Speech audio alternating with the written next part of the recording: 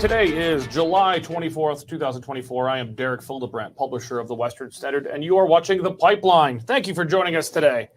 I'm joined, as usual, by Western Standard senior Alberta columnist Cory Morgan. Good afternoon.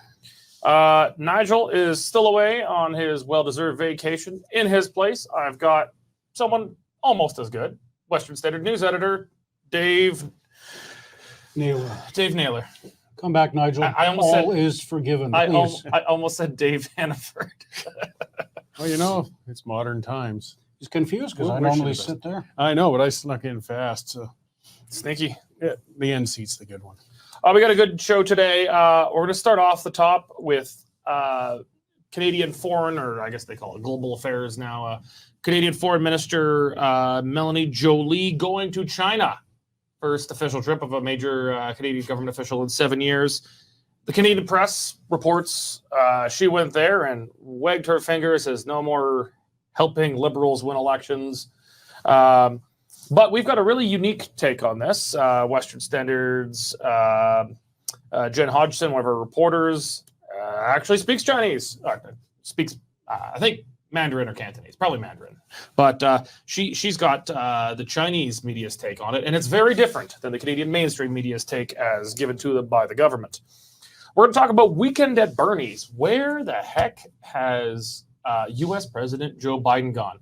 I mean, they did eventually send, posted a picture of him with today's date on a newspaper or something. Proof of life. Essentially, they're having to send proof of life photos of Joe Biden now because should have held one up during the debate.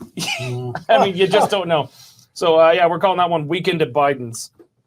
Kamala Harris, though. The king is dead. Long live the queen. Kamala Harris.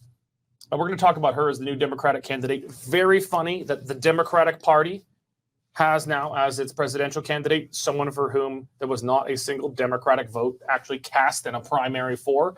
I don't believe that's ever happened. So we're going to talk about Kamala Harris as the new Democratic presumptive nominee, I guess you can call her in a weird way.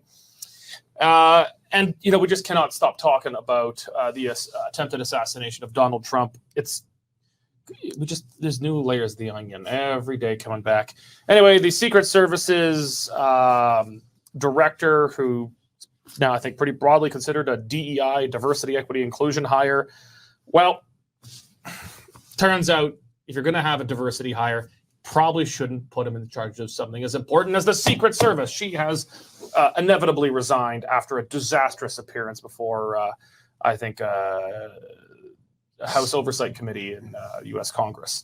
Before we get started, though, I want to thank today's sponsor, Second Street. Canada's healthcare system is broken. Thousands of people are dying before getting the care they need, and millions more are on waiting lists, and it's getting worse. So how do we fix it? SecondStreet.org's brand new documentary, Health Reform Now, has the answers. Head to healthreformnow.ca to watch the full documentary for free. That's healthreformnow.ca. Just a great thing put on by secondstreet.org. In fact, they're going to be on your show next week, right, Cory? Yeah, and I watched the documentary this morning. It's very good. Amen. Right on. Oh, yeah, we're going to get into it. We're going to begin with China spanking Canada's foreign minister. Let's bring in Western Standard reporter Jen Hodgson. She's actually coming to us from the newsroom elsewhere in our building here in Calgary. Jen, you wrote a really great story that's up today. The media, the Canadian media, I doubt any actually went with her to China. Like the budget, to be fair, the budgets in media are getting pretty small. So largely, the Canadian legacy media has reported more or less what the Canadian government told them happened. Why don't you tell us, give us a summary of what the Canadian government said happened / legacy media reported happened, and then your work from the article you just put out today on what the Chinese Communist Party's media is saying. Hey, Derek. Yeah, that's right. So we have two different sides of the same story here. And of course, here in Canada, usually the kind of media that we have access to is what is put out by legacy media. Now, it's true that it doesn't appear that any Canadian journalists went along to China, there would have been a whole process to get approved for that, especially since this meeting, remember, was by the summoning of Beijing. Jolie was specifically requested to go and make this trip. So when she came back, she spoke with the Globe and Mail, and she told the Globe that actually she was very firm with China, her foreign affairs counterpart, speaking about the election interference that we have seen conducted by Chinese agents here in Canada. However, she did concede to the Globe and Mail that no progress was made, and they sort of left it at that after a short meeting. Now, by contrast, in Chinese media, and now as I was talking to Cory on his show earlier, let's keep in mind too that Chinese media, it's not independent like we have some of our media companies here, not the mainstream media, of course, but the Western Standard is an independent news outlet. That's not a thing in China. It's all state sponsored. It all is a representative of the CCP, a mouthpiece of the CCP. Otherwise, it wouldn't get published. So what we've seen it's been brought to my attention, more than one outlet from Chinese media has published along the same lines, reporting about how Jolie was actually reprimanded, and not for the first time, by her Chinese counterpart in the CCP. So she's been reprimanded for not being able to show any kind of political strength and not really understanding the new China, the new Chinese way of doing politics, is what the Foreign Affairs Minister Wong has said. So by that, he means that Canada really needs to do a lot of reflection, is what was discussed in this article, in that there's a great misunderstanding about Canada and other Western countries, including the US, including Europe, that is doing this new kind of, quote, dirty diplomacy when China is trying to do things different. Now, of course, keeping in mind that this is from the perspective of Chinese media, but this is how the people in China would get this perspective and would perceive what transpired during that meeting. Of course, like we get our news, and in China they get their news. So the Foreign Affairs Minister said that it was actually a very brief meeting, and Jolie didn't have much to say, and it actually sounded like it was like she was being condescended quite a bit, saying that she needs to go and do all of this reflection. Well, you used the term reprimanded in your story. Was that the term used by the Chinese? That's a direct quote from the Chinese. Yeah. That you know how to say reprimanded or spanked in Mandarin? 我不知道 reprimanded or spanked. I don't know what actually those words are. That didn't need to come up too much in my rhetoric in my time there, but you can say 很不好. It's a very bad perspective. I actually only found out that you spoke Mandarin, I think like last week or week before or something. It blew my socks off in the newsroom that day. Cory, is it just me, or do you think the Chinese just feel that the Liberals are being ungrateful for all the help that they've given them over the last few elections? Is that why the Chinese are so upset, that the Liberals just aren't grateful for all the help? I don't know. I mean, it's the Chinese see the Liberals as weak, though. That's something that's clear. And I mean, well, look at it. They snap their fingers and the foreign minister comes at their beckoning. I mean, it's bizarre. They know that they can interfere with our elections as much as they like, and the Liberals will do everything possible to cover it up on their behalf. And, we saw the leader of China chewing out Trudeau at a summit, about a year ago as well. Like they have no respect for Canada. Jolie is not a strong minister. It might have been a DEI hire. Yeah. There's a lot of speculation as to how she got to her job and how well she may do it. But either way, it's being suddenly called out there and not really giving the public much information as to why a senior Trudeau minister went to China to have this sudden discussion, and then to have it coming out of them basically saying, yeah, we brought her over to tell the Trudeau government what to do and where to go. It's just more weakness on weakness with this government. Dave, I'm interested in the very different media reporting on this. we could blame the CBC maybe for not having a reporter there, assuming they didn't. I don't believe they did. CBC has essentially an unlimited budget from taxpayers, so they probably should have sent a reporter along. But budget constraints make that an extremely difficult proposition for those of us who actually have to run businesses. So they more or less have to go along, at least for the initial story, with what Melanie Joly and the Trudeau government says happened. But it would appear, when you read the Globe Mail, you read Post Media, all these things, CP, they're more or less just reporting what the government says happened. But there didn't seem to be. I don't think anybody actually looked at what the Chinese media said until then. It occurred to me, it's like, Jen knows Mandarin, so we looked at it here. I don't know if the Chinese are telling a more truthful story or not, but it's much more complicated story than the Melanie Joly and the Canadian press seem to have made it out to be. Oh, absolutely. Maybe they just didn't have anybody who could speak Chinese on staff. Maybe it's as simple as that. It's because they're not as diverse as the Western standard. I think the Hong Kong used to have a bureau over in that neck of the woods. But yeah, make no mistake, this was a diplomatic spanking of the highest order. And the way the Liberals twist and lie about things blatantly, I'm tending to believe the Chinese. And I mean, let's face it, Joly is a lightweight. I couldn't imagine a foreign minister, Pierre Poilievre, getting on a plane first minute he's summoned. Chinese wield a lot of power in Canada because of what they did with the election interference. And, I don't know if they're correct in talking about Canada's got to be more reflective around that, but the Liberals certainly know which side of the bread they're buttered on. Jen, as usual, though, a lot of the relationship between Canada and the CCP are wrapped up now in foreign interference issues. To be fair, both the the Chinese slip of the tongue, Canadian Communist Party. Sorry, slip of the tongue, Freudian slip. The Chinese Communist Party and the Liberal Party have actually had the same story on foreign interference from China until it's become beyond deniable. Actually, the Liberals still more or less deny it. They say, don't trust the experts when the experts disagree with us. But what came out of this on the foreign interference front?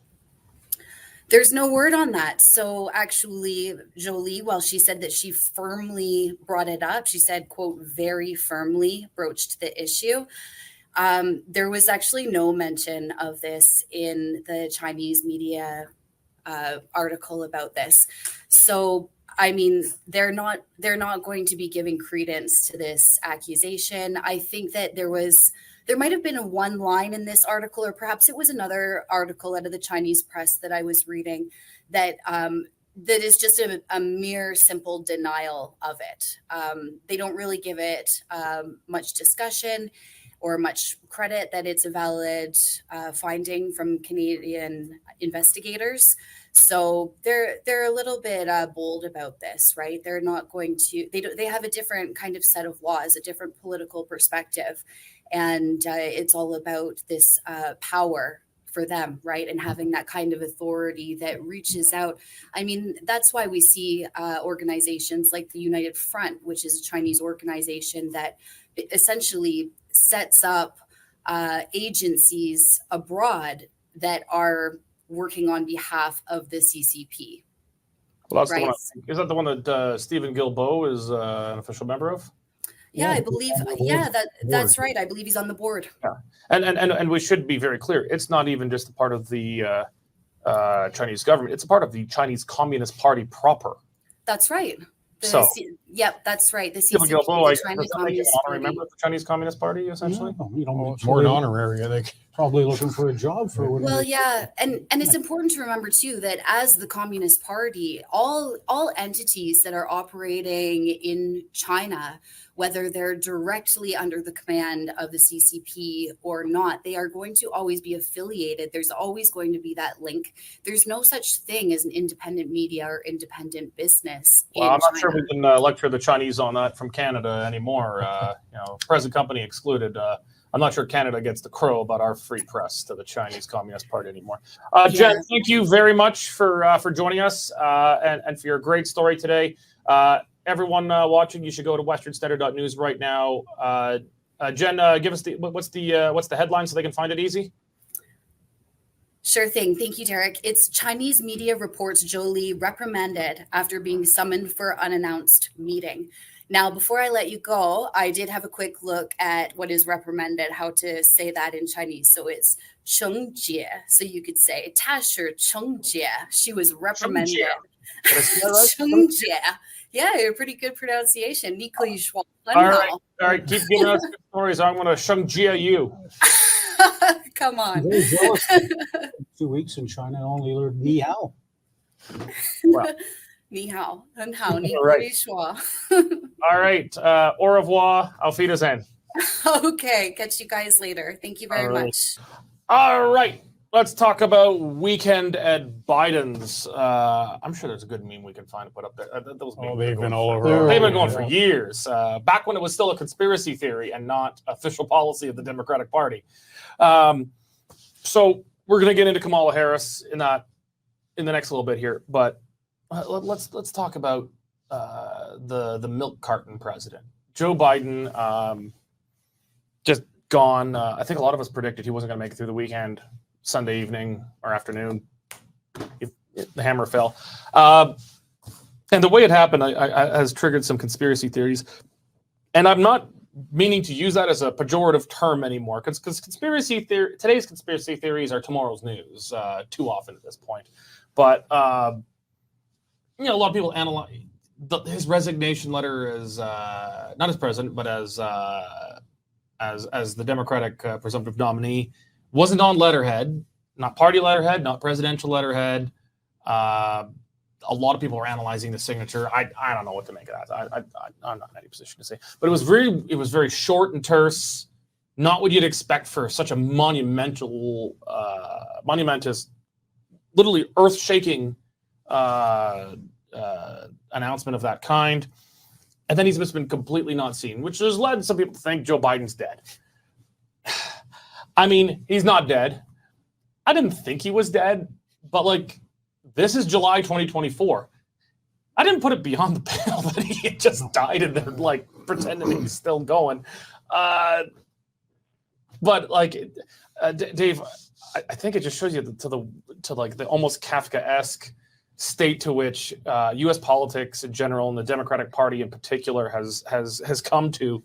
That, I mean, the guy disappears for a number of days, and it becomes almost a legitimate question: is he dead? Yeah, sure. And it actually started a couple of days earlier in Vegas when he dramatically cut his campaigning short. Looked very sickly walking up the steps of Air Force One. Looked even sicklier. Yeah, true. Even sicklier coming down. Had to be helped into the beast. And there were Twitter rumors that day that major streets in Vegas had been blocked off because President Biden had a medical emergency and they were trying to get him to hospital. Of course, didn't go through, and he flew back to the beach house, and then he disappeared. He announced his closest aides didn't know about the resignation until a minute or two beforehand. And then things took a surreal turn. I got an email from a buddy who said, "Hey, is Biden dead?" I'm like, "What? What do you mean?" "Well, there's some weird stuff going on in Washington. You better check it out." And I'm thinking, well, my Saturday was ruined when he resigned. Is he going to die on the next day and completely ruin my weekend? Mm-hmm. So I check it out. And we think Biden has died. We think Biden has died all over. Obviously I'm not going to publish that, so I didn't. No. I'd had some words if you did. Yeah. I'm sure you would have, whatever it was in Chinese, you would have done that to me. Shangjin, was that it? Yeah, severely Shangjin. Sounds less bad than spanking. Yeah. And it turned out to be just wild internet conspiracies. And, on was it Monday or Tuesday, he staggered back onto the plane and staggered back to the White House. And he's supposed to be addressing the nation tonight, Wednesday night, 6 o'clock Mountain Standard Time. Our Michael Thomas is going to be monitoring, and I'll have the latest on that later on tonight. Yeah. Cory, obviously, I shouldn't even say obviously. Apparently, he's not dead. I didn't think he was dead, but like, I thought like, could be true. I mean, Alex Jones has been right a few times this month. Like, Yeah, but he's wrong a few hundred. yeah, but like, yeah, every once in a while he gets it right. It's not too often, but when he gets it right, he gets it right. I was like, yeah, maybe. But they said he had COVID. I mean, I don't know anyone who gets COVID except for the biggest COVID fanatics now. And they said when he had his disastrous debate, it was he had a cold, and he was jet lagged from his trip that ended 6 days earlier. So I'm a bit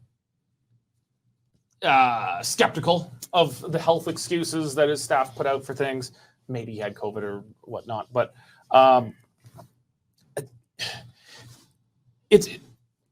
think what's been exposed here is, and it's very obvious for everyone to see, is he is no longer the Democratic nominee because he's unfit to lead. He's no longer, but it's that he is no longer the Democratic nominee because the Democrats don't think he can win.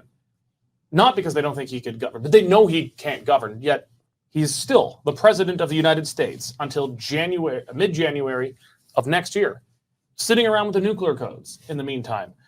And the guy disappears for a few days and becomes a legitimate question. Is the guy dead? Do you think he actually makes it to the end of his term? It's not looking good. Before the 25th Amendment gets invoked? Like I never figured he was dead, but you got to remember, this is an unprecedented, like Franklin Roosevelt. They were very careful to make sure most people didn't even realize he was crippled and he needed a wheelchair and he needed help to get to the stage. Because there wasn't thousands of cameras in his pocket back then. Yeah. Cameras though, but he'd show them from the face up and so on.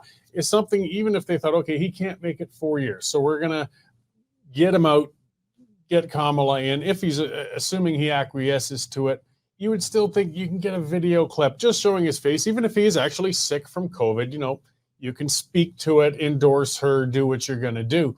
But I think, this is my guess, he's in serious cognitive decline, and that's something you can't make up for. I mean, you can be the president without working legs. You can't be the president without a working brain, or at least not for too long. That works in Canada for a prime minister, but in the States, he's too far along. And the debate really showed it. I suspect something really has onset seriously with him. Mm-hmm. He's having difficulty communicating, perhaps. And hopefully we'll get some clarity tonight, because the question now is kind of like you're saying, we know he's not going to be, running for president, but can he make it until January? Yeah, we've got all these crackheads around our building, and they're just sort of shuffling down the street, head down. Reminds me of Biden. He's a walking zombie. He should be. It's scary. He should be convalescing somewhere. Yeah, and I think Cory's hit the nail on the head. His dementia has accelerated rapidly over the. To be fair, they have still not admitted he has dementia. No, but I mean, the world can see. Yeah, and it's not uncommon for it to accelerate at some point. So. Mm-hmm. Yeah, you got to be concerned. Well, this raises, there was a lot of theories about why that presidential debate was held so early before both candidates were even officially nominated. One obviously is not even going to end up being officially nominated. It's a dud debate. My thinking was that this was Democratic insiders wanted to expose him to the public, to see him bumble and fall down so they could replace him. I think that's still a valid theory about why they did such a hugely early debate, like months and months earlier than any previous debate ever. The other theory I've seen, and I think holds water, and they are mutually contradictory, but this one also holds water, is that the Democratic insiders who pushed for this early debate knew he was in such a steep cognitive decline that his dementia had accelerated to such an extent that they want to get a debate out of the way early, because by October and November, he could be just totally gone. I don't know. I'm more of the first thought. I think the operators realized this man isn't going to make it. But I mean, if we remove him from the position without the public realizing just how bad it is, it's going to look like a coup. It's going to look like the It still looks knives like a coup. are to a degree, but at least people can look and realize, okay, I mean, if I'm a Democratic Party member or operator, I realize this man just should not be in that role. He's not going to make it 4 years. But let's put it on public display just to say, look, you see, I'm sympathetic. They can see how bad it is, how far along it is, and this is what we have to do. But if he comes out tonight, stumbles, bumbles, mumbles, like he did in the debate, then, I think the panic button gets pressed Then the and they 25th. start the 25th. It could. Now he's going to be reading from a teleprompter. Now he even has difficulty with that, but reading from a teleprompter is a lot easier than sharing a stage with a man like Donald Trump, who's really good at getting in your head, and you have to think on your feet. Joe Biden ends up, praising himself for destroying Medicare, defeating Medicare like it was ISIS. Trump had the line of the night where he said, I didn't understand what Biden said, and I don't think he understands either. Yeah, like And that. clearly won the debate with that line. That was the nail. And I guess before we move on, we'll just check debates in general. Generally, in Canada, the big debate moment was 1984. Brian Mulroney, John Turner, you had a choice. There's been other debate moments since in Canada. Kennedy, Nixon, Reagan did some good. Kennedy, Nixon was the first televised leaders debate, a presidential debate ever. And Reagan was good at them. Yeah, and especially in Reagan's second one with Walter Mondale, very similar topic where they're questioning, are you told to do this? He says, well, I would, to make age an issue is reprehensible. I would never use my opponent's youth and inexperience against them. Brought the House down. He was already going to win the election, but then he went on to win a near record landslide. But without a doubt, Trump-Biden goes down in world history as the most consequential debate ever held. And I can't imagine there's ever going to be anything that can beat it. It's unbeatable. It wasn't that Trump killed him. This is just Biden walked out with his pants around his ankles, essentially. It changed the whole thing. I mean, it removed him as a candidate for president. Yeah. You don't get any more consequential than that. That's it. It changed the world. Okay, so we'll keep the discussion moving along to Kamala. Now, the Americans have a different way of selecting their candidates than ours, in that it's democratic. In Canada, political parties are all private corporations. Most people don't know that. They're private corporations, and really only their fundraising is regulated by law. Nothing else, essentially, is. Their nominations are just set internally, and they're notoriously open to corruption and manipulation. That's how the Chinese Communist Party so thoroughly infiltrated the Liberal Party, because they're just private clubs, and they can do whatever they want. In the United States, it's different. They're essentially pre-elections, these primaries, and they matter. They matter a lot. And when you have a sitting president running, the exception of Lyndon Johnson, they're almost never defeated. And actually, he wasn't even technically defeated. He just knew he was going to have a hard time, so he didn't go at it. But the primaries are done. Registered Democrats in America are done voting for their candidate. But not a single one of them, not a single vote has been cast to make the person candidate, the candidate who is now the candidate. And I mean, to call yourself the Democratic Party, and you have now the most undemocratic nomination of a candidate for the leadership of a party and country that has ever taken place. It's gonna be tough, Dave. How do you think? How well do you think the Kamala Harris and the Democratic establishment are doing at getting the American public broadly and Democrats more specifically to accept as the Democratic nominee for president someone who has 0.0 Democratic votes cast for them? Well, I will remind you that she actually did run in primaries when she was running to be the Democratic nominee For 2020, yeah. And she left the race because she'd only garnered 1% support. Yes. 1%. Yeah.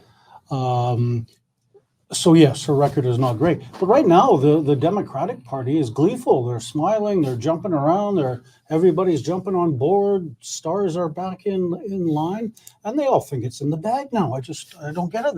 They think Kamala will soon be the first Black female U.S. president. Methinks they may be counting their chickens before they're hatched. she's easy pickings for Trump. She's going to be, everybody seems to think that she's going to stand up and give Trump what for. But have you seen all the videos that have been coming out for years of her alphabet wording? And She's second only to Trudeau for word salad. she's second only to Trudeau. She introduces herself with pronouns, for God's sakes. Yeah, and she's all very proud of her record in California. Have you seen California? San Francisco is an absolute disaster. Thousands of people on the street. You got people like Elon Musk fleeing California, taking Twitter and SpaceX. Like Sylvester Stallone has left California for Florida. California is not the it state anymore, No. and she had a responsibility for starting down that path. And I think Trump is actually going to make mincemeat out of her. Cory, I've been a little bit surprised in how unified, though, the Democratic Party has been behind her, considering she has no Democratic legitimacy whatsoever as the Democratic nominee. She was the running mate of Biden. She's the vice president. So obviously she would be someone to take into consideration. But when talk started of replacing Biden at the top of the ticket, people were like, Democrats were generally not that enthused about Kamala Harris. But then as this became, as the conspiracy theory just became the news, they started looking at the rules. And Biden had raised $250 million for the presidential war chest. And the only other person who could take that war chest over was Kamala Harris. So I think a lot of this was money. But, I mean, there's other people with ambition sitting in the wings of the Democratic Party. Are you surprised by how they do seem unified, at least for the moment, in getting behind Kamala? Are you surprised by it? I'm not surprised by the tactic. They had two choices, and this has been happening fast. I'm not of the conspiracy that they planned or wanted this whole disaster to unfold for them. I think most of them are at a point of wishing that Biden's brain hadn't turned to pudding and they were moving ahead with the election as they expected and just carry on from there. This has suddenly come upon them. They had two choices. They could go to an open nomination at the Democratic convention and lose another month of campaigning while Democrats are fighting with each other rather than fighting against Trump, or they can rally around Kamala. And it was probably a tough choice to make because she's the weaker candidate, but at least you'll get that money. You'll get right into campaign mode and get back on track, because an American presidential campaign is a 6-month, 8-month affair, and we're well into it. Just change gears right now. No, normally you have to run primaries, so it's more than a year. So once you've stuffed her into place, they've got to say, this is what we wanted, rah, rah, rah. Even if I think in the back of their mind, like, oh God, I'm polishing a turd. But you've got to at least make it look like and that's the problem with the election being in November. There's not enough time for somebody to say, okay, maybe I'd like to take a run at this. Mm-hmm. If you're going to be considering a run at one of the main party heads, you've got to start more than a year in advance. Well, you normally have to win a primary. Yeah, even before the primary starts, you have to be campaigning before the primary starts. You have to spend millions before the primary starts, and there's just not enough time for anybody else to do that if they were going to hold a leadership campaign. And I think probably the other reason is kind of like what Liberals are doing here in Canada. They don't want to take a run at the leadership only to get smoked in the next election and then be a nobody. That's actually a really good point. It'll segue into where I want to go next. Is those with ambition to be the Democratic nominee, especially post Trump attempted assassination, they're probably looking around saying, "Wow, do I want to be?" No pun intended. Do I want to jump in front of the bullet on this one? Like, it's and of all things I saw on X the other day was Kim Campbell tweeting out that this was brilliant tactics on the part of the Democrat Party. The irony was just so beautiful. I had to hit her with that. Like, I hadn't seen that. Yeah, have a look. Like she tried to imply this was all tactical, and Biden just built it up so he could hand it off to her, and that it was brilliant.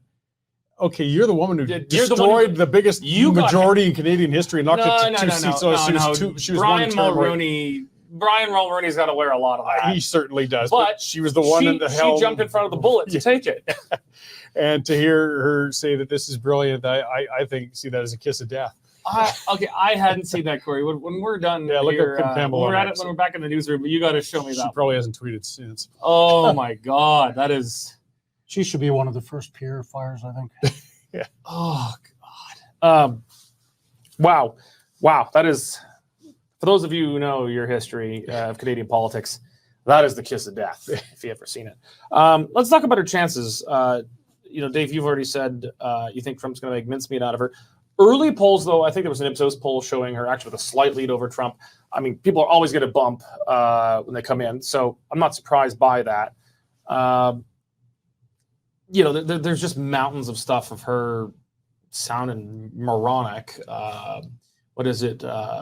Unbound, unburdened, just very airy-fairy, like not saying anything and saying it over and over and over. But you could tell she thinks she's being really deep and philosophical. You can see in her eyes that she thinks she's like Aristotle about this stuff. This is not to say Trump is, a very stoic, philosophical figure himself. But you understand what he's saying. The only difference is with Trump, you can't understand if he's joking or not. Or telling the truth. Yeah, like you can't tell when he's pulling your leg, lying, or being straight. I mean, it could be any of those three. But Cory, I'll get your sense on Kamala Harris's chances. She's weak. I don't think they're good, but American politics are tough. I mean, as much as you think that there's a difference, these elections always come down to just a couple percent. Like it doesn't matter. There's not a big undecided sector in the states. It's not just a couple percent. It's a couple percent in a few select swing states. Yeah, the Democrat, self-identified and registered Democrats and self-identified registered Republicans, they don't swing a heck of a lot at all. So whether or not she's going to be able to pull those few, I wouldn't rule her out, and I'm taking the cowardly approach. I'm just saying it's going to be tight. It's going to be think tough. It's not, as you said, it's natural for the bump right after the announcement, right? Because, Harris, they get excited. But the Republican machine has yet to begin the demolishing of. But Trump was saying he should get a Kamala refund Harris. from Biden for all the work he did demolishing. Yeah, exactly. So, and I think it was brilliant by Trump to bring in J.D. Vance. That's probably going to seal Ohio, a very, very key state in the election. We haven't even talked about it yet. Who would Kamala pick as vice president running mate? Well, all I know is it's going to be a white man. I would think so. It's going to be. I was hoping for AOC just for comic. It might be a gay white man, but Peter Buttigieg. Yeah.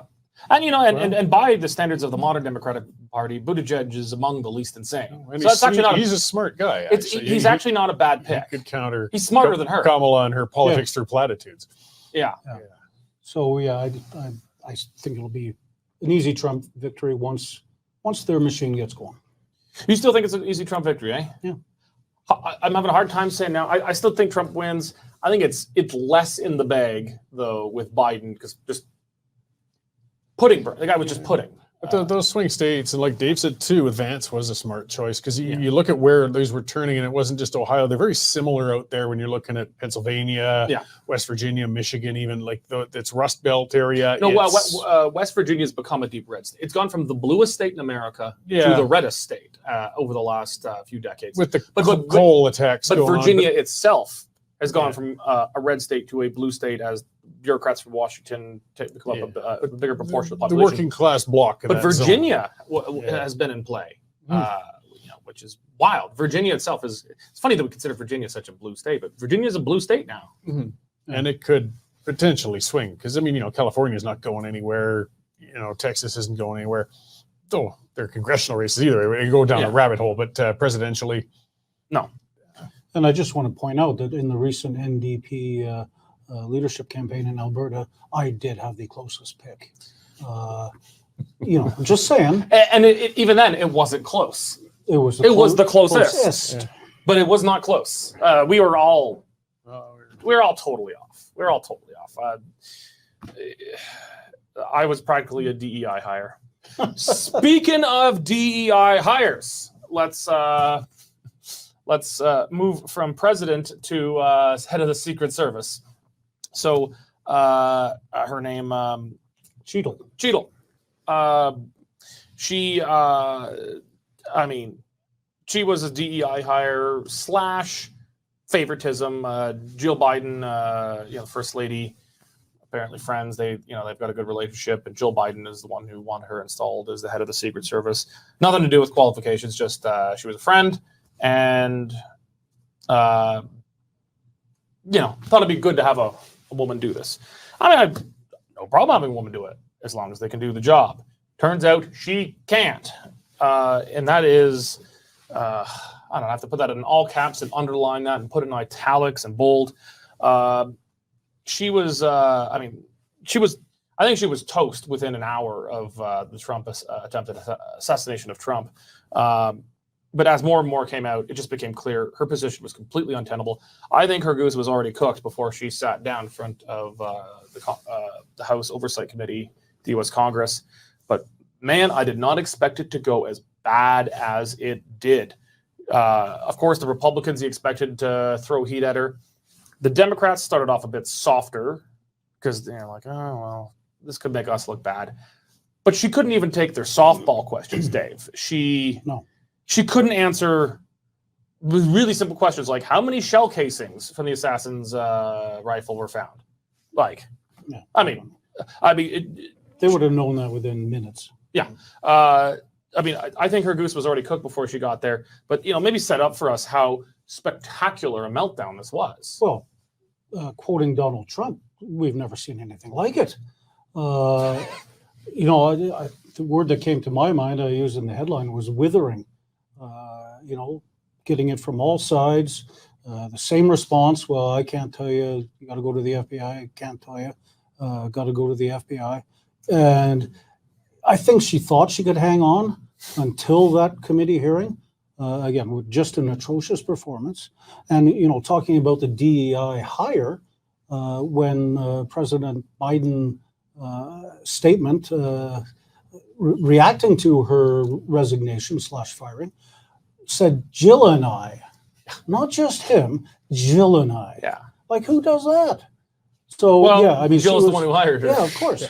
And, her and Jill were good friends, and she was on her protective service for a while. That's how the relationship started. But it doesn't look good for DEI. Cory, the assassin's bullet didn't kill Trump, but it's questionable if it politically killed Biden. I think he was already on. I got to really watch my metaphors I'm using here, but he was already on political death watch. He was on life support. Yeah. I think the plug had already been quietly pulled, but it finished him off essentially. But I think it ended the career here of Cheadle, the Secret Service boss. But maybe more broadly, there's already the pendulum is already swinging against wokeism, however we define that. It's swinging hard against DEI as being exposed for the fraud that it is. But I feel like this was the piece de resistance. This is killing DEI as a major phenomenon in the corporate and government world right here, because we see what happens in the real world in a very important job. What happens when you do a diversity hire? Some jobs you can't fake it. You can fake it a little while, it's just like the meme says. You had one job, and that's what that job is to protect high-profile, officials, diplomats, presidents, vice presidents. That's your job. That's it.